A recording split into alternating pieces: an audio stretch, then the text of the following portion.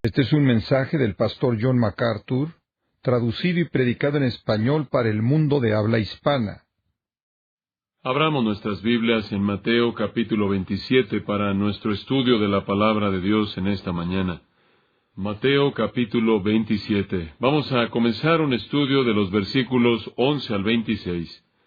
Y en este pasaje, la pregunta más importante, la más decisiva, la más seria que jamás podría ser presentada por una persona, es hecha.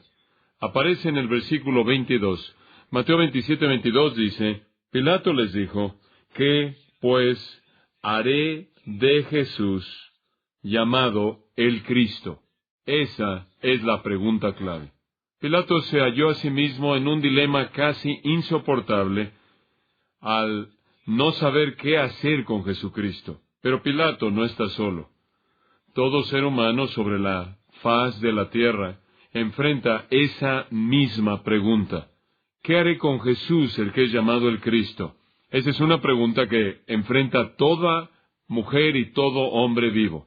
Y la respuesta que usted le da determinará no solo su tiempo, sino su destino eterno. Entonces, Pilato expresa una pregunta que es una pregunta que enfrenta a toda persona. De manera triste y trágica, Pilato tomó una decisión equivocada en respuesta a esa pregunta. Él hizo la pregunta correcta, ¿qué haré con Jesucristo? En lugar de ir a la fuente correcta, él fue a la fuente incorrecta y obtuvo la respuesta incorrecta y terminó en tragedia eterna. Es mi oración que usted responda esa pregunta de una mejor manera que él lo hizo. Y para poder entender la escena, regresemos a los versículos 1 y 2 de Mateo 27. Porque aquí es donde encontramos la transición del juicio judío de Cristo al juicio romano. Ahora recuerde que Cristo está siendo juzgado porque los líderes judíos lo querían muerto. El juicio judío de 3 fases ya se acabó. Él ya ha estado de pie ante Anás, él ha estado ante Caifás y ante el Sanedrín y de nuevo en la mañana ante ellos para ratificar lo que ellos de manera ilegal hicieron durante la noche, y eso es haber condenado a Jesús a muerte por blasfemia, porque él dijo que él era el Hijo de Dios, lo cual, claro, era verdad. Querían deshacerse de él. Y para hacer eso tenían que hacer que los romanos se involucraran, porque durante mucho tiempo, bajo la ocupación romana, los judíos no habían tenido el derecho de ejecutar a nadie. Habían tenido que depender de los romanos para que hicieran eso. El derecho de lo que se llamaba Eus Gladi, el derecho de la espada, le pertenecía solo a Roma, y entonces querían que Jesús fuera ejecutado, pero necesitaban que los romanos lo hicieran. Entonces encontramos en los versículos 1 y 2 que vemos la última fase del juicio judío, y después lo llevan a Pilato para abrir las 3 fases del juicio romano. Veamos esos 2 versículos juntos. Venida la mañana, todos los principales sacerdotes y los ancianos del pueblo entraron en consejo contra Jesús para entregarle a muerte. Muy temprano por la mañana, probablemente poco antes de las 5 de la mañana, inclusive antes de que saliera el sol. El amanecer apenas había comenzado a dar su luz precediendo al sol, y se reunieron rápidamente en una junta muy breve que probablemente no duró más de 10 minutos, y la idea era tratar de legalizar la decisión ilegal que habían hecho a la mitad de la noche, entre la 1 de la mañana y 3 de la mañana. Han mantenido a Jesús prisionero durante 2 horas, y ahora van a tratar de ratificar de una manera apropiada, a la luz del día, en el lugar correcto, en el lugar de los juicios, lo que hicieron ilegalmente durante la noche. Y entonces se reunieron muy temprano por la mañana, cuando la mañana acababa de comenzar, para terminar la decisión en relación a Cristo. Y después en el versículo 2, después de eso le llevaron atado y le entregaron a Poncio Pilato, el gobernador. Ellos querían que los romanos lo ejecutaran. Ellos querían que la ejecución fuera legal. Y algunas personas han dicho, bueno, ¿por qué no le hicieron a Jesús lo que le hicieron más tarde a Esteban? Simplemente sacarlo de la ciudad y aventarlo y apedrearlo. ¿Acaso no tenían el derecho de hacer eso? No. En su acción en contra de Esteban estaban actuando ilegalmente. Esa fue una acción en masa. Fue un linchamiento. No iban a actuar como una multitud que linchaba a alguien debido a que trataban de mantener una forma de legalidad y estaban tratando de parecer como si esto fuera legal. Y no iban a actuar como una multitud fuera de control. Querían hacerlo tan rápido como fuera posible para que las multitudes que ya estaban levantándose en la mañana no se involucraran porque sabían que Jesús era popular. No, querían mantener una fachada de legalidad. Querían que fuera hecho correctamente y entonces fueron con Pilato, llevaron a Jesús para que Pilato se ajustara a ellos, se adaptara a ellos y lo ejecutara.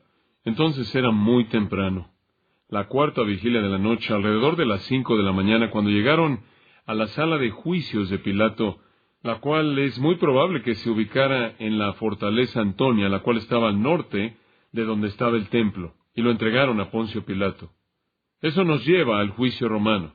Ahora, si usted pasa al versículo 11, encontrará que ahí retomamos la escena. Los versículos 3 al 10, recuerde, es una desviación para describir el suicidio trágico de Judas, el cual se está llevando a cabo al mismo tiempo. Entonces, somos llevados en el versículo 3 a Judas y regresamos en el versículo 11 a la escena ante Pilato. Jesús, pues, estaba en pie delante del gobernador, dice el versículo 11, y eso prepara el escenario para nosotros.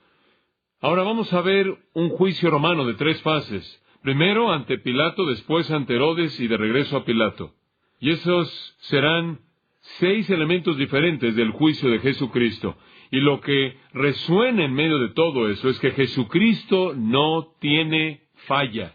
Jesucristo es inocente. Con todas las cosas que se han llevado a cabo a lo largo de la noche anterior con los líderes judíos, no pudieron acusarlo de manera legítima. Es como si el Espíritu de Dios está probando, sin lugar a dudas, que Jesús de hecho es el Cordero sin mancha de Dios, que no tiene pecado, quien está listo, quien es el indicado para morir por los pecados de aquellos que creen en Él. Mateo, quien siempre quiere presentar la perfección de Cristo, siempre quiere elevar la majestad de Cristo, siempre quiere mostrar su pureza, lo hace aún en esta escena. Todas las cortes de los hombres, todos los esfuerzos de los hombres y demonios combinados, juntos no pueden acusar de manera legítima en un área a Cristo, y el registro es evidente que Él fue matado debido a que lo odiaban y lo rechazaron. Fue la maldad de sus propios corazones, no algo que Cristo había hecho. Entonces Mateo, al llevarnos al juicio romano, va a cumplir lo mismo que hizo a lo largo del juicio judío, y eso es la exaltación de Jesucristo. Y el registro en las Escrituras es evidente para que todos los hombres y mujeres de todas las épocas lean que Jesucristo fue crucificado por el odio de hombres, siendo Él una persona absolutamente perfecta y justa, sin pecado, majestuosa. El Hijo de Dios, de hecho, fue aquel en contra de quien no pudieron traer ninguna acusación, ni Caifás, ni Anán, ni el Sanedrín, ni los testigos falsos, ni Judas, ni Herodes, ni Pilato. Todas las cortes de los hombres no pudieron acusar de manera legítima al Hijo de Dios perfecto. Ahora, al avanzar a lo largo de los versículos 11 al 26, veremos algunos elementos que nos son importantes. Y estos elementos simplemente se abren en el pasaje, pero cada uno de ellos demuestran la inocencia de Cristo. Cada uno de ellos demuestran su justicia perfecta. Comencemos en el versículo 11 con la acusación de los judíos. La acusación misma, o mejor dicho, la falta de una acusación legítima, habla volúmenes acerca de la perfección de Cristo. En el versículo 11, Jesús, pues, estaba en pie delante del gobernador, y éste le preguntó, diciendo, ¿eres tú el rey de los judíos? Y Jesús le dijo, tú lo dices. Ahora, ese es una antesala al hecho de que él estaba haciendo una pregunta en relación a la acusación que los judíos habían hecho. Mateo no nos da esa acusación, y para entenderla, tenemos que ir al Evangelio de Juan, y entenderemos el versículo 11 mejor. Entonces, veamos Juan, capítulo 18. Pilato, en Mateo 27:11, simplemente hace una pregunta a él, que si él es el rey de los judíos. Nosotros hacemos la pregunta, ¿por qué le preguntó eso? La respuesta es porque esa fue la acusación que veremos en Juan 18. Ahora, en Juan 18, vamos a retomar la historia en el versículo 28, y vamos a tener que armonizar los evangelios para poder entender de manera plena esta escena tremenda. Jesús, ahora, en el amanecer mismo, alrededor de las 5 de la mañana, es llevado a la sala de juicios de Pilato. Dice en el versículo 28, llevaron a Jesús de casa de Caifás, esto es de la casa de Caifás, y después al pretorio, el juicio, el cual sin duda alguna se llevó a cabo en la sala apropiada de juicio, presidida por Caifás, y ahora que era la tercera fase, ahí en el lugar correcto, muy temprano, y ahora él es llevado a la sala del juicio. Es muy probable que fue en el fuerte, en la fortaleza Antonia, todavía es muy temprano, y ellos, estos los judíos, no entraron en el pretorio para no contaminarse y así poder comer la Pascua. No iban a entrar a la sala de juicios de Pilato porque no querían contaminarse y tenían esta tradición de que tener contacto con un gentil los contaminaba. Entrar al hogar de un gentil los contaminaba. Tenían todo tipo de supersticiones absurdas registradas en el Talmud, tales como el hecho de que cuando una mujer gentil aborta un bebé, ella avienta al bebé ahí por el caño, por el drenaje, y de esta manera la casa entera es contaminada por un cuerpo muerto, y si usted entraba a una casa gentil, usted se contaminaría. Y ellos creían que los gentiles eran inmundos, y entonces para mantener el lugar de limpieza, conforme se acercaba la Pascua, querían asegurarse de que evitaran un contacto así. Es de hecho hipocresía de todas las hipocresías preocuparse con alguna tradición torpe como esa, mientras que están ocupados en ejecutar al Hijo de Dios mismo. Pero eso muestra la terrible manera de pensar en sus mentes, la horrible manera de pensar en sus mentes. Ellos mantienen un compromiso minucioso con su religión, mientras que se apuran por matar a aquel que era la fuente de la misma. Y entonces no entraron. Eso significaba que Pilato tenía que salir. Y así fue. Y en el versículo 29 dice, entonces salió Pilato a ellos. Allá afuera al patio, están ahí abajo de él en la calle, y él estaba en un patio. Y les dijo, ¿qué acusación traéis contra este hombre? Denme una acusación. Lo trajeron aquí para un juicio. Ustedes desean que yo emita un veredicto. La corte está abierta. ¿Cuál es la acusación? ¿Por qué lo estamos juzgando? Y aquí, francamente, es el primer elemento legal que ha sucedido en el juicio de Cristo. Pilato es un gobernador romano. Él ha sido colocado en Judea, en Palestina, para tener una presencia romana. Habían otros gobernantes ahí. Estaban los Herodes, estaba Herodes Antipas, quien gobernó en Galilea y en Perea al norte. Estaba Herodes Felipe, quien estaba al noreste de esa área no muy poblada. Y estaba Arquelao, Herodes Arquelao, quien gobernaba en Judea y en Samaria y en Idumea. Eran los tres hijos de Herodes el Grande, quien fue una vez el rey edomita de toda Palestina. Habían matado a algunos de sus hijos, los que quedaban habían heredado partes de su reino. En cierta manera eran reyes pequeños, mucha pompa y circunstancia y no mucho poder. Tenían algo de poder, tenían algo de gobierno, habían acumulado algunas fortunas, pero básicamente los procesos judiciales y militares pudieran haber estado en las manos del gobernador romano, quien había sido colocado ahí para mantener la paz romana, la pax romana.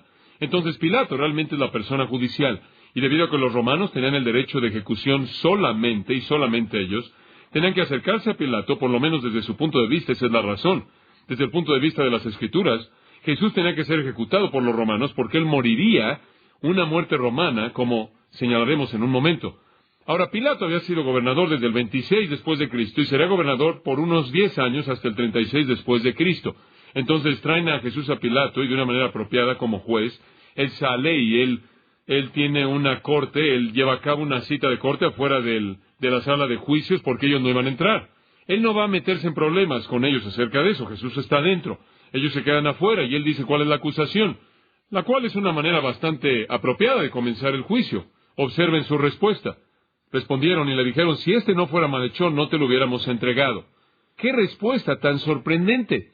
Ellos dicen, ¿qué derecho tienes de cuestionar nuestros motivos, cuestionar nuestra integridad? No te lo hubiéramos traído si no fuera un criminal. Pilato les hizo una pregunta judicial apropiada. ¿Cuál es la acusación? No le dan una respuesta, simplemente condenan a Pilato simplemente porque hizo la pregunta.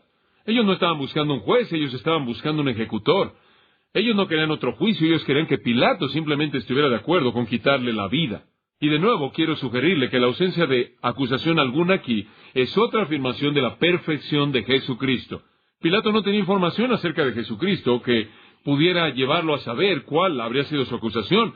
Pilato vio a Jesucristo como alguien que no era ninguna amenaza. Pilato no sabía de algún crimen que había cometido. Cuando se les preguntó a los judíos acerca de alguna acusación, los judíos no tenían nada que presentar, no tenían cargo alguno. Entonces Pilato les dice a ellos, versículo 31, tomad de vosotros y juzgadle según vuestra ley. Háganlo ustedes. Él pudo haberles dado aquí el derecho de ejecutarlo. Si ustedes piensan que debe ser ejecutado, ejecútenlo. No quiero involucrarme en esto. Ahora él sabía quién era Jesús. No hay duda en mi mente de que la noche anterior, cuando los soldados romanos vinieron con los judíos al huerto para capturar a Jesús, los soldados romanos estuvieron ahí porque Pilato les había dado permiso para que estuvieran ahí. Entonces él sabía lo que estaba pasando. E inclusive tenía una opinión acerca de esto. Él inclusive tuvo una opinión acerca del por qué ellos querían matar a Jesucristo. Entonces él estaba al tanto, por lo menos en parte. Entonces él dice, ¿cuál es su acusación? Y ellos dicen, de hecho, no queremos que seas un juez, queremos que seas un ejecutor. ¿Crees que te traeremos a alguien que no fuera un criminal? Y Pilato dice, tómenlo y juzguenlo ustedes. A lo cual ellos responden en el versículo 31, a nosotros no nos está permitido dar muerte a nadie. Claro que querían, mataron a Esteban. Más adelante trataron de matar a Pablo, y los romanos tuvieron que rescatar a Pablo y llevarlo a Cesarea y colocarlo en una celda para protegerlo durante 2 años. Entonces, si realmente querían haberlo matado, si hubieran tenido las suficientes ganas, lo hubieran podido matar, pero estaban tratando de mantener una apariencia legal para que cuando el pueblo comenzara a hacer preguntas, ellos hubieran podido decir que todo fue muy legal y los romanos lo hicieron y demás. Y claro, ese fue el plan de Dios, lo cual también lo demandaba. Y eso es lo que el versículo 32 dice, para que se cumpliese la palabra que Jesús había dicho, dando a entender de qué muerte iba a morir. Y eso lo habló en Juan 12, cuando él dijo, el Hijo del Hombre será levantado, ¿recuerda eso? Esto habló dando a entender qué muerte él moriría. Entonces ellos estaban cumpliendo profecía, pero en sus mentes estaban pensando que estaban haciendo esto para mantener la legalidad y realmente lo estaban haciendo para cumplir el plan de Dios. Y después Pilato regresó a la sala del juicio y llamó a Jesús y le dijo, y allí es donde Mateo 27:11 entra, y le dijo, ¿eres tú el rey de los judíos? Ahora, ¿de dónde obtuvo esa acusación si ellos no respondieron nada? Bueno, usted tiene que ir a Lucas en este punto. Y Lucas dice, y esto es algo fascinante, pero Lucas dice, usted no necesita buscarlo, simplemente lo voy a mencionar. En el 23:2 de Lucas, lo puede escribir en algún lugar, Lucas 23:2, Lucas dice que ellos entonces inventaron una acusación, y esto es lo que dice, que él está pervirtiendo nuestra nación, prohibiendo pagar impuestos y diciendo ser rey, haciéndose a sí mismo un rey. Ahora esa no es la razón por la que lo acusaron en el juicio judío. Ellos lo condenaron en el juicio judío de blasfemia, porque él dijo que él era el Hijo de Dios. Pero ellos sabían que una acusación por blasfemia en la corte romana no iba a mantenerse en pie, porque los romanos no estaban interesados en ejecutar a personas por persuasiones religiosas. Eso no iba a servir. Eso no iba a ser manejado por Pilato. Eso no iba a llevar a Pilato a involucrarse. Y entonces tienen que inventar una acusación en contra de Jesús que parezca ser traición en contra de Roma. La única manera en la que pueden hacer que Pilato se involucre es acusar a Jesús de algo que es una amenaza para la seguridad romana. Y los romanos tenían muy poca tolerancia hacia los rebeldes y revolucionarios y los que buscaban levantarse en una insurrección, como lo habían probado mediante la crucifixión de muchos judíos que habían tratado de rebelarse en contra de su gobierno, inclusive en Palestina.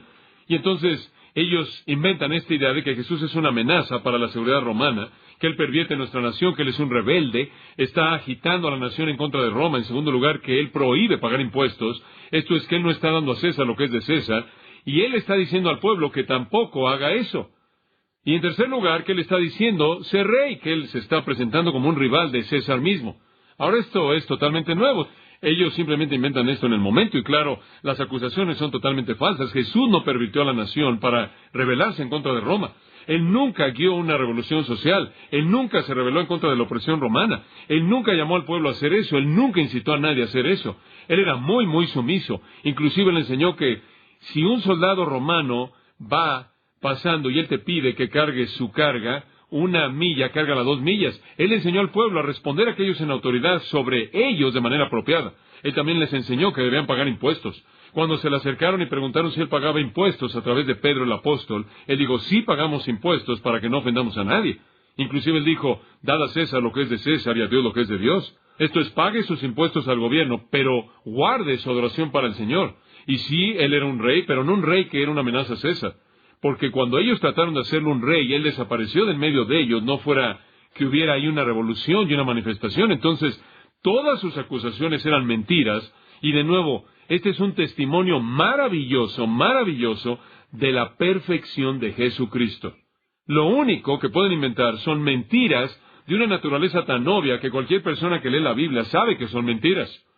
Todo lo que tiene que hacer es leer acerca de Jesús y va a saber que él no hizo ninguna de esas cosas de las que le acusaban. Y de nuevo, es más testimonio de su perfección, más testimonio de su pureza sin pecado, perfecta, y lo hace que sea el Cordero apropiado de Dios que lleve el pecado del mundo. Y entonces Pilato lo vuelve a llamar y le dice, ¿es verdad? ¿Eres tú el rey de los judíos? Y se acuerda cuál es su respuesta, ¿no es cierto? Él dijo, bueno, soy un rey. En primer lugar le dijo a Pilato, ¿es esta tu idea? ¿Me estás haciendo esta pregunta por ti mismo o simplemente estás llevando un mensaje? Eres simplemente un mensajero. Y Pilato dice, ¿soy yo un judío? Este no es mi problema. Tu propia nación y los principales sacerdotes te entregaron a mí. ¿Qué has hecho? Él dice en Juan 18:35, ¿qué has hecho? Yo no te acuso de esto, este es tu propio pueblo. Y Jesús le responde y le dice, sí, soy rey, pero mi reino no es un reino como tú conoces los reinos. Si lo fuera, mis siervos pelearían. Mi reino no es de este mundo. Yo nací siendo rey para esta causa. He venido al mundo. Pero lo que él está diciendo a Pilato es, mi reino es un reino espiritual, mi reino es un reino interno. En el versículo 38, después de este pequeño diálogo, Juan 18 dice en el versículo 38 que Pilato salió a ellos y les dijo, yo no hallo en él ningún delito. ¿Qué es esto? ¿Ese es el veredicto? ¿Entendió eso? Yo no hallo, este es un término de corte. El jurado ha descubierto, el juez se encuentra, la conclusión de la corte es que él fue encontrado inocente. Ese es un término que aún en la actualidad se usa para mostrar que se ha seguido el procedimiento apropiado, el veredicto ha sido emitido, y cuando él salió y dijo, yo no hallo en él ningún delito, él emitió el veredicto, no es culpable Jesús. Él no era culpable de ser un rebelde, revolucionario que llamó a la gente a no pagar sus impuestos y a desafiar al gobierno de Roma. No se trajo ninguna prueba de eso en absoluto. Pilato no vio ninguna. Jesús le dijo, ¿es esta tu acusación? ¿Roma está haciendo esta acusación en contra de mí? Él dice, este es tu propio pueblo. Y Pilato, al decir eso, él sabía que no tenía ninguna acusación en contra de él. ¿Cómo podía Roma acusarlo de un crimen que Roma ni siquiera estaba acusándolo? Entonces él dice, es inocente, es inocente. Ahora regresa a Mateo capítulo 27. Jesús, pues, estaba en pie delante del gobernador. En esta porción condensada, lo cual deja fuera lo que acabamos de decir. Y éste le preguntó diciendo, ¿eres tú el rey de los judíos? Y Jesús le dijo, tú lo dices. Y después él explicó lo que él quiso decir, como lo vimos en Juan. Después Pilato vuelve a salir al pueblo y él les dice, no encuentro falla alguna en él, no es culpable. ¿Y sabe usted lo que sucede? Versículo 12, y siendo acusado por los principales sacerdotes y por los ancianos, la multitud entera comenzó a expresar sus acusaciones contra Jesús. Aquí está Pilato afuera, ahí en el patio, y la multitud entera está agitada en Lucas 23:5, lo cual entra en este mismo momento. Dice que con mayor intensidad decía, él está agitando al pueblo, enseñando por toda Judea, comenzando desde Galilea, este lugar, y comenzaron a clamar en contra de él, de una manera más ardiente, más enojada. Comenzaron a presionar a Pilato, realmente lo presionaron. Y él no es rival alguno para el odio furioso en contra de Jesús que hay en los corazones de estos líderes que están poseídos por Satanás. La acusación son palabras vacías. Pilato lo sabe. Que el mundo entero lo sepa. El registro es claro, amigos queridos. Usted puede tomar la Biblia y leer acerca de Jesucristo y no encontrar falla alguna en él. Las cortes del mundo, sean una corte religiosa que se burló de Jesús en un juicio bajo Caifás o Anás, y una corte pagana conducida por un cobarde llamado Pilato, terminaron con el mismo veredicto. Tuvieron que manufacturar mentiras para matar a Jesucristo. Pilato podía verlo todo, no era tonto, era obvio. ¿Acaso por un momento iba a creer que los líderes judíos, que lo menospreciaban de manera absoluta, menospreciaban a Roma, odiaban la opresión romana, odiaban la presencia romana, le traerían a alguien para ser ejecutado porque él era una amenaza para Roma? ¡Ridículo! Cualquier persona que hubiera sido una amenaza real para Roma, lo habrían escondido y se hubieran unido a su revolución. No lo habrían exhibido. Pilato sabía que todo esto era una farsa, y él sabía lo que está registrado en el versículo 18 de Mateo 27. Lo habían hecho por envidia. Lo odiaban porque él podía hacer lo que ellos no podían. Él podía sanar a personas, y él podía enseñar sabiduría, y él podía quitar la enfermedad y resucitar a los muertos, y ellos no podían hacer eso. Y él era popular y ellos no lo eran, y lo odiaban por eso. Era así de simple. Inclusive un incrédulo pagano podía ver que el problema verdadero era envidia. Entonces el asunto entero era ridículo. Jesús nunca fue una amenaza para Roma. Y si él hubiera sido una amenaza real para Roma, los judíos no lo habrían traído ahí para ser exhibido por Roma y ejecutado por hacer eso. No. Él sabía que todo era asunto de envidia. Él debió haber inclusive sospechado eso cuando vinieron a pedirle soldados romanos la noche anterior para llevarlo cautivo. Él debe haber sabido cuáles eran los verdaderos problemas. No, que el registro sea claro, no hay falla en Jesús. Y Pilato lo sabía y lo declaró inocente. Pero cuando él lo volvió a sacar, él debió haber despedido a la multitud, debió haber metido a sus soldados debió haberlos dividido y debió haberle dado a Jesús la protección que él necesitaba de ellos. Él debió haber hecho lo que la justicia dijo que él debió haber hecho. Pero en lugar de eso, en cierta manera coloca a Jesús ahí enfrente de todos y deja que todo el mundo comience a gritar acusaciones en contra de él. Y Jesús dice en el versículo 12, nada respondió. Y eso nos lleva al segundo punto. El primer punto aquí, el primer elemento en esta escena que muestra la perfección de Cristo es la acusación de los judíos, su vaciedad. Es una mentira. La segunda es la actitud del Señor. Su actitud es una demostración de su perfección absoluta. Literalmente el versículo 12 dice, y mientras que él estaba siendo acusado. Entonces ellos simplemente comenzaron a gritar sus acusaciones en contra de él, de manera constante y agresiva. Y él nada respondió. Nada. Versículo 14. Pilato lo confronta, dice, ¿no vas a responder esto? Él no respondió palabra alguna. Él no le respondió ni una palabra. Él había dicho lo que necesitaba decir cuando fue juzgado. El juez ya había emitido el veredicto. No había nada más que decir, ya se había acabado. ¿Qué más iba a decir? Inocente había sido ya el veredicto. Y él no va a responder a la multitud y él no va a responderle a Pilato porque ya no hay nada que decir. Los judíos ya lo han aplastado. No hay nada que decirles. Y no hay nada de qué defenderse porque él debe morir. Esa es la voluntad del Padre y él está comprometido con eso. Y entonces él no dijo nada cuando lo acusaron. Versículo 13. Pilato entonces le dijo, ¿no oyes cuántas cosas, o cuántas grandes cosas, es una mejor manera de traducirlo, cuántas grandes cosas testifican contra ti? ¿No puedes oír las acusaciones tremendas que están haciendo en contra de ti? Pero Jesús no le respondió ni una palabra, ni siquiera una palabra, dice el griego. Ni siquiera una palabra dijo. De tal manera que el gobernador se maravillaba mucho. Él estaba totalmente sorprendido. Él había visto a muchos prisioneros y a muchas personas condenadas, y aquí había una persona que estaba siendo acusada de cosas terribles, de crímenes serios, quien no dijo nada a su favor, absolutamente nada para defenderse.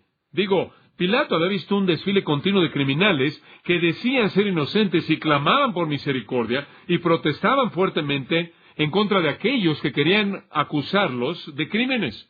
Él había visto a toda la gente demandando que fuera declarada inocente, rogando su inocencia, defendiendo su inocencia, y aquí está Jesús guardando un silencio absoluto y nunca diciendo una sola palabra. ¿Dónde está el revolucionario que causa problemas, quien es una amenaza en contra de Roma? ¿Dónde está el que está protestando en contra de los impuestos, que está guiando a la nación en una insurrección? ¿Dónde está el rey que es un rival para César? Aquí está un hombre calmado, sereno, pacífico, quien literalmente se está ofreciendo a sí mismo sin razón alguna. Pilato sabe que es inocente. Y Jesús lo confirma al no responder nada, al no decir absolutamente nada. Él está determinado, como una oveja delante de sus trasquiladores, dijo Isaías. Está callado. Entonces él no abrió su boca. Él iría de manera dispuesta a la cruz. ¿Pero qué va a hacer Pilato ahora? Él sabe que Jesús no merece morir, sin embargo no quiere irritar a la multitud y crear otro incidente. Su vida está en juego, su carrera está en juego. Él enfrenta problemas serios. Como puede ver, Pilato está en una posición muy peligrosa. Permítame decirle por qué. Cuando él originalmente llegó al poder, él cometió algunos errores serios. Lo primero que hizo fue hacer un despliegue de poder cuando fue designado gobernador al entrar a Jerusalén con una escolta inmensa de soldados para mostrar su poder. Y entraron los soldados con estas banderas. Y en la parte de arriba de las banderas, en bronce o algún tipo de metal, había un águila y arriba del águila había una imagen de César. Los gobernadores que estuvieron ahí antes de Pilato tuvieron la sensatez de quitar este tipo de cosas porque los judíos creían que eran ídolos, que era una imagen. Y los judíos habían dejado la idolatría desde la cautividad babilonia y no la toleraban. Y los otros gobernadores habían sido cuidadosos en esto, pero Pilato, queriendo mostrar su poder, entró con todo este grupo de soldados con esta imagen de César, lo cual, claro, creían los romanos que era un dios. Y entonces, aquí había un ídolo en la ciudad de Jerusalén, la ciudad santa. Los judíos se rebelaron y protestaron y demandaron que él quitara esas banderas, y en un juego de poder él se rehusó a hacer eso. Después de hacer lo que él quiso en su apariencia esplendorosa en Jerusalén, él se volvió para regresar a más de 80 kilómetros hacia la costa en Cesarea, en donde sus cuarteles generales estaban, y lo siguieron durante 5 días, gritando y rebelándose y demandando, algunas veces de manera paciente y otras de manera impaciente, que quitara esas imágenes. Él se rehusó a hacerlo. Y él reunió a todos estos judíos que se estaban rebelando. Los colocó en el anfiteatro, los rodeó con sus soldados y les dijo que si no dejaban de pedir eso, de demandar esto, él les cortaría la cabeza. Y en ese punto ellos le enseñaron el cuello, movieron su cabeza a un lado y le dijeron a sus soldados que adelante, que les cortaran las cabezas. Y exhibieron sus amenazas. No había manera en la que él podía hacerlo. No había manera en la que él pudiera reportarle a Roma que él había cometido una masacre de una multitud de judíos indefensos en un anfiteatro con sus cuellos descubiertos. Además, eso podría haber llevado a una revolución nacional. Él no podría haber sobrevivido a esa situación porque él había sido enviado para mantener la paz, no comenzar una guerra. Y ellos exhibieron sus amenazas. Él quitó todas esas imágenes. Y eran uno en contra de él. Y ellos lo tenían donde ellos querían que él estuviera. Poco después, él se dio cuenta de la necesidad de que hubiera una mejor provisión de agua en Jerusalén. Y entonces él decidió construir un acueducto para llevar el agua a la ciudad de Jerusalén. Y para hacerlo, él tomó el dinero del tesoro del templo, dinero que había sido entregado, dedicado a Dios. Esto irritó tanto a los judíos que fomentó otra manifestación, la cual él tuvo que enfrentar al enviar a sus soldados a una inmensa multitud de personas, con palos y con espadas, y en una señal dada, ellos golpearon y mataron a la gente con espadas para deshacer la manifestación. Y el tercer incidente, y realmente el más devastador que le sucedió a Pilato, fue cuando él estableció una residencia en la ciudad de Jerusalén e hizo unos escudos para sus soldados. Y en los escudos él había grabado Tiberio, el emperador. Y de nuevo, para los judíos, este era un emblema de un dios falso, y demandaron que los escudos fueran cambiados, y él se rehusó a hacer eso, y entonces él enviaron palabra a Tiberio.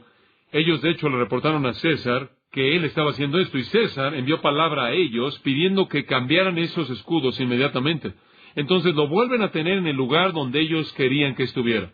Él no puede darse el lujo de enviarle otro mensaje a Tiberio. Él no puede darse el lujo de que haya otra revuelta, otra revolución. Él no puede permitir que haya otro tipo de revolución. Realmente está en una posición difícil.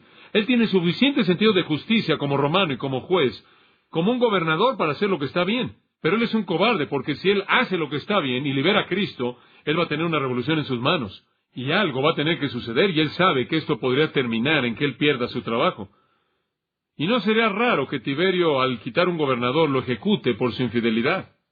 Entonces, él oye a la multitud decir, como mencioné en Lucas 23, que Jesús comenzó en Galilea, y él ha llegado a este lugar mientras que están agitando al pueblo, como leí en Lucas 23:5, y algo le viene a la mente: Galilea, Galilea. Y esa es una solución para él. Y en Lucas 23 encontramos que cuando Galilea viene a su mente, a él se le ocurre una gran idea. Y en Lucas 23:7 dice: tan pronto como supo que Jesús pertenecía a la jurisdicción de Herodes, él le envió a Herodes, quien estaba en Jerusalén en ese momento. Todavía son alrededor de las 5 de la mañana, Herodes está en Jerusalén, pero Herodes era el gobernante, el tetrarca de Galilea. Entonces él dice: ya sé qué voy a hacer, voy a entregarle todo esto a Herodes. Y estos reyes básicamente estaban bajo el yugo de Roma, operaban como los romanos querían que operaban. Simplemente se la voy a pasar a Herodes, y de esta manera me puedo deshacer de todo este asunto, y no voy a tener que encontrarme en esta trampa entre lo que sé que está bien y perder mi trabajo y mi reputación con Roma. Entonces él decide enviarlo a Herodes. Y este es Herodes Antipas, uno de los 3 hijos de Herodes el Grande, a quien se le dio 1/3 del reino cuando Herodes el Grande murió en el 4 a.C. A Herodes Antipas se le dio la región de Galilea y Perea, la cual está al este del río Jordán. Él sabía acerca de Jesús, esto es Herodes Antipas. Oh sí, porque Jesús tuvo un gran ministerio en Galilea. Jesús quitó la enfermedad de Galilea, entonces Herodes Antipas sabía de él. Y de manera sensata, Cristo, en todo su ministerio galileo, nunca ha ido a la ciudad de Tiberias, llamada así en honor al César, en donde Herodes tenía sus cuarteles generales. Esto es Herodes Antipas. Él había evitado eso, porque Herodes Antipas fue el que había decapitado a Juan el Bautista. Él era un hombre incestuoso, él era un hombre asesino, él era inmoral, él era un hombre muy malo, y Jesús evitó eso. Y entonces Herodes tenía la curiosidad de conocer a Jesús, y cuando Herodes oyó que iba a tener la oportunidad, Lucas 23:8 dice que él tenía que él le dio mucho gusto. Y básicamente él estaba contento porque él quería ver a Jesús. Él había querido durante mucho tiempo esto, porque él quería que él hiciera un milagro. Él estaba fascinado con él, lo que había oído acerca de él. Entonces Jesús es enviado ahí en la mañana de nuevo a Herodes, quien establece algún tipo de corte ahí en su presencia. Y Lucas 23 nos dice de manera importante lo que sucedió. Permítame leerle brevemente esa escena para usted en Lucas 23, versículo 9. Entonces él lo cuestionó, Herodes lo cuestionó en muchas palabras, pero él no respondió nada. Él no le debe nada a Herodes. Herodes no es el que tiene el derecho de juzgar a un hombre en la tierra de Palestina. Ese es un derecho romano. Pilato es el juez. El veredicto ya ha sido emitido. Él no necesita decirle nada a Herodes. Dice usted, ¿por qué no le habló de su reino? ¿Por qué no le dijo Jesús quién era como le dijo a Pilato? Porque él ya sabía. Él había oído, por lo que la gente decía, todo lo que se debía oír acerca de la enseñanza de Jesús. No había nada que decirle a este hombre. Y entonces él no respondió nada. Y los principales sacerdotes, claro, también estaban ahí. Y estaban acusándole con gran vehemencia. Simplemente lo seguían por todos lados y gritaban sus acusaciones. Pero Herodes pensó que todo esto era una broma. Este no es un rey, este no es un rival para mí, este no es un rival para César, este no es un revolucionario. Vean este pobre hombre con la cara hinchada, negra y azul debido a los golpes que le han dado contra su carne la misma noche que fue golpeado por los miembros del Sanedrín y la guardia del templo en el palacio de Caifás. Y miren sus rostros con los golpes y la saliva por todos lados de aquellos que le habían escupido. Este no es una amenaza para la seguridad romana, este no es un rival para mi trono. Y entonces dice en el versículo 11, entonces Herodes con sus soldados le menospreció y escarneció, vistiéndole de una ropa espléndida. La ropa espléndida se refiere a una túnica blanca, brillante, que comúnmente era usada por reyes judíos y algunas veces le tejían hilo de plata para hacerlo brillar en el sol. Y entonces le colocan una túnica como si fuera un rey y simplemente se burlaron de todo. Pero no lo acusó de nada. Y al reportar los resultados, Pilato dice en el versículo 14, me habéis presentado como un hombre que perturba al pueblo, pero habiéndole interrogado yo delante de vosotros, no he hallado en este hombre delito alguno de aquellos de que le acusáis, y ni aun Herodes, porque os remití a él, y he aquí nada digno de muerte ha hecho este hombre. Entonces él afirma que el veredicto de Herodes fue el mismo. Este hombre no ha hecho nada. Este hombre no es un revolucionario, no es una amenaza para la seguridad. Entonces el veredicto de la segunda fase ante Herodes es el mismo que el de la primera fase, es inocente. Inocente. Entonces Herodes lo envía de regreso. Todavía es temprano por la mañana. Él pasa por la ciudad con esta túnica puesta, el rey de quien se burlaban, y él está de regreso en las manos de Pilato. Y cuando usted llega al versículo 15, Pilato tiene que volver a enfrentar a Jesús.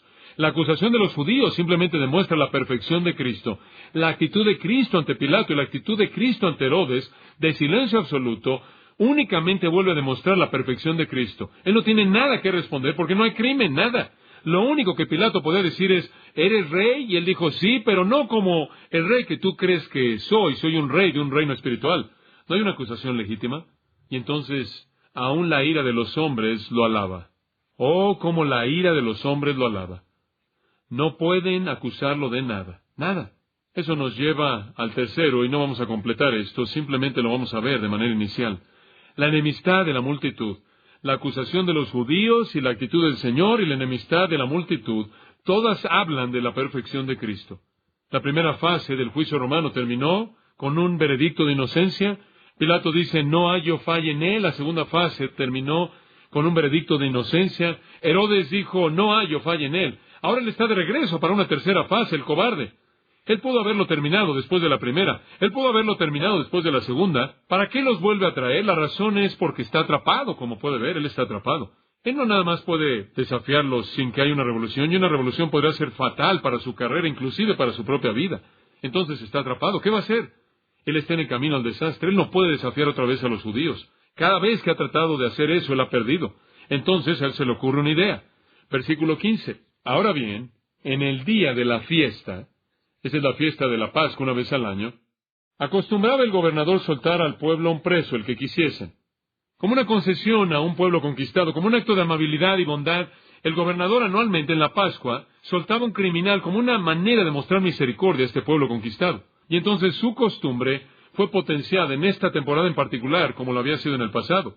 De hecho, si usted lee el registro de los otros evangelios en Lucas y Marcos, descubrirá que el pueblo inclusive lo pidió. Ellos demandan que Él les libere a alguien. Y Él se da cuenta de que ellos tienen en las manos, versículo 16, a un prisionero notable. Literalmente un prisionero de marca, un prisionero famoso. No solo otro criminal común, sino alguien que era bien conocido. Su nombre es Barrabás. No sabemos nada acerca de su trasfondo. Realmente ni siquiera sabemos lo que su nombre significa. Algunos piensan que Barraba es hijo de un padre. Algunos piensan que es hijo de un rabino. No sabemos lo que significa. No sabemos nada acerca de su trasfondo. Sabemos, de acuerdo con Juan 18:40, que él era un robador, un ladrón. Sabemos, de acuerdo con Juan 18:40, que él era un ladrón. Sabemos, a partir de Marcos 15 y Lucas 23, que él era un revolucionario, que también era un homicida. Él debió haber sido una amenaza a los judíos, como también a los romanos, y quizás más a los judíos o a los romanos, o de lo contrario, los romanos no habrían estado dispuestos a liberarlo aquí. Él es el archicriminal. Él es un criminal famoso que es una amenaza para la seguridad de la población. Obviamente una amenaza severa. Él está por ser crucificado, y yo creo que su cruz fue la que Jesús usó para morir entre dos de sus colaboradores. Jesús literalmente tomó el lugar de Barrabás en ese sentido. Entonces Pilato encuentra una salida. Él ve la idea de entregarles una opción entre Barrabás y Jesús. Versículo 17. Reunidos pues ellos están allí enfrente todos y están gritando acusaciones en contra de Jesús. Y les dijo Pilato, ¿a quién queréis que os suelte, a Barrabás o a Jesús, llamado el Cristo? Y él añade eso después del nombre de Jesús 2 veces, una vez aquí y una vez en el versículo 22, para enfatizar una diferencia entre Jesús y Barrabás. Barrabás y Jesús, quien es llamado el ungido, un eufemismo para referirse a un rey. ¿A quién van a escoger? ¿A su ungido? ¿A su Mesías o a Barrabás, un criminal? ¿Y qué es lo que tiene en mente? Él sabe a quién van a escoger los líderes, pero lo que tiene en mente es colocar a los líderes en contra del pueblo, porque él entiende que el pueblo está a favor de Jesús. Claro que él sabe acerca de la entrada triunfal que sucedió el lunes. Claro que él sabe cómo la población se volcó hacia Jesús. Claro que él sabe que este obrador de milagros era aquel a quien la gente quería. Y entonces su objetivo es colocar al pueblo en contra de los líderes. Y la mañana ha llegado ya, y la gente está comenzando a llegar ahí, está acercándose, se están acercando a las 6 de la mañana.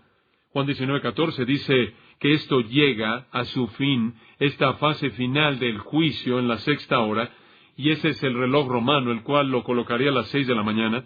Entonces él ve que la multitud viene, y él se da cuenta de cómo él puede congraciarse con el pueblo y hacer que el pueblo esté en contra de los líderes. Los líderes quieren que Jesús sea crucificado, pero claro que el pueblo va a querer que Jesús sea liberado si se les da esta alternativa. Como puede ver, aún Pilato, el pagano, conoce la diferencia entre Cristo y un criminal, ¿no es cierto? Otro testimonio maravilloso de la belleza de Jesucristo. Bueno, el versículo 18 nos dice que Pilato sabía que los líderes judíos tenían un motivo, y el motivo era envidia. Simplemente envidia, eso era todo.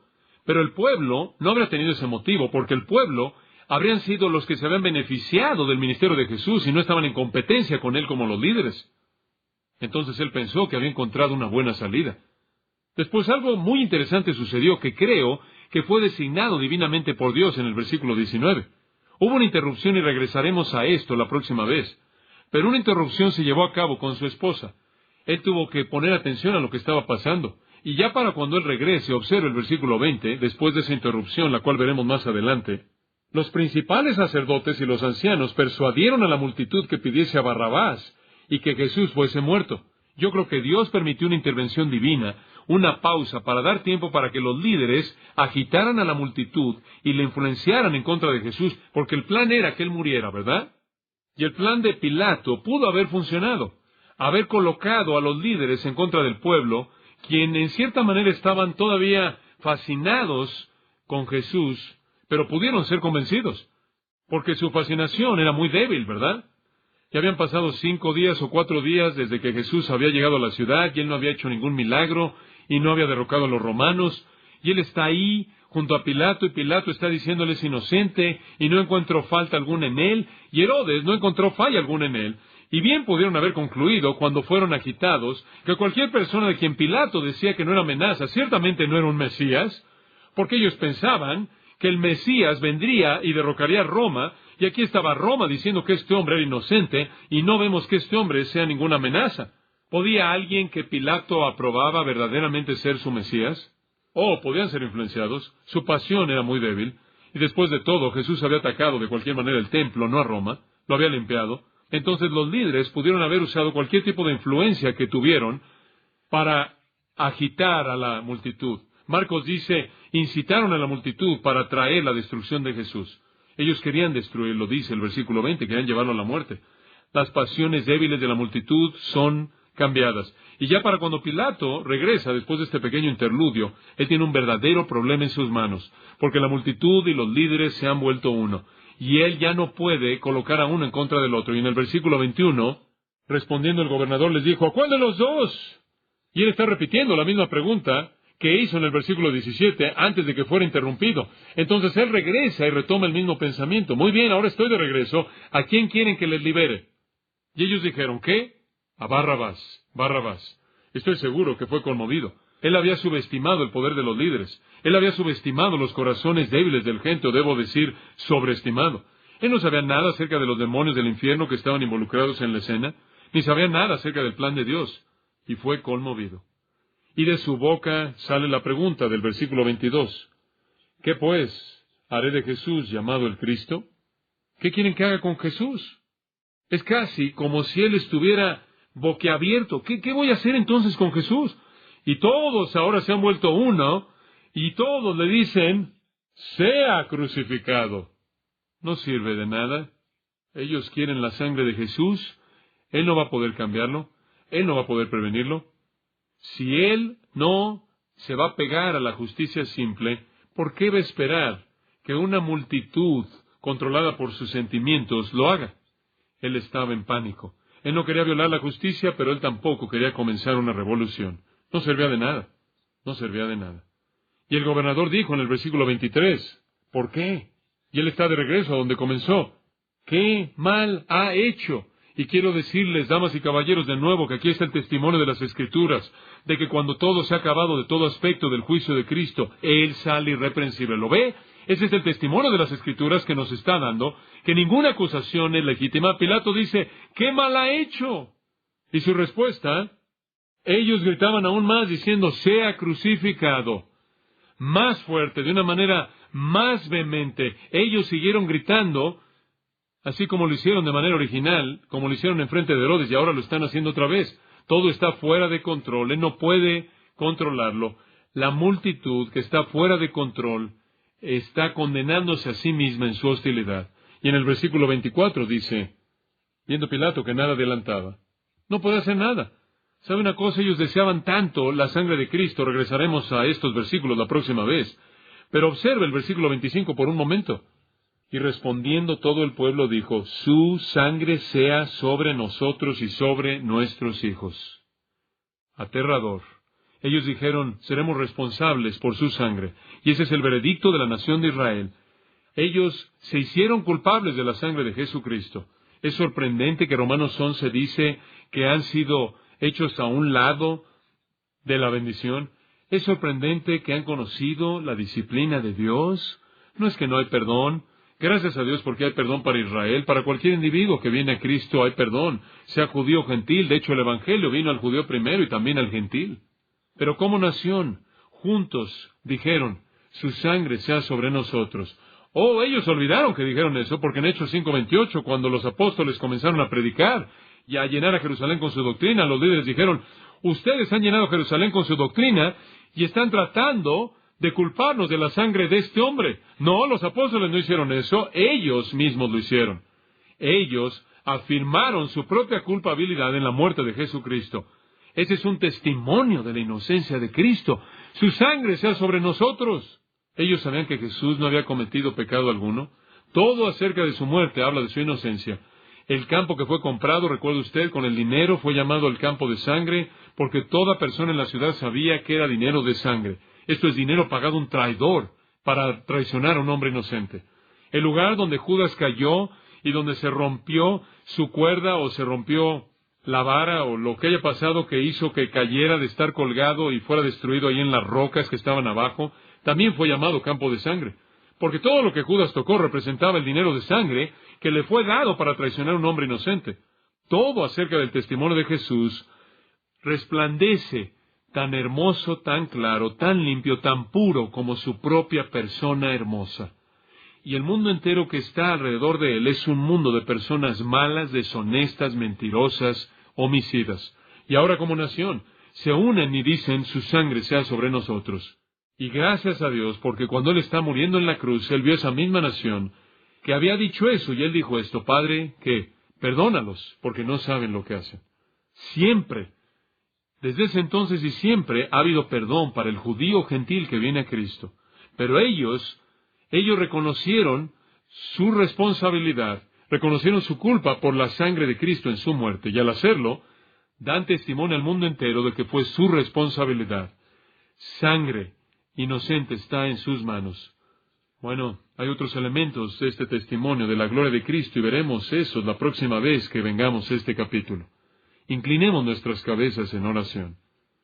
Padre, te damos gracias por el testimonio maravilloso que las Escrituras nos han dado de la belleza de Cristo, que cuando el mundo pudo haberlo presentado como lo peor, Él brilla con gloria sin mancha.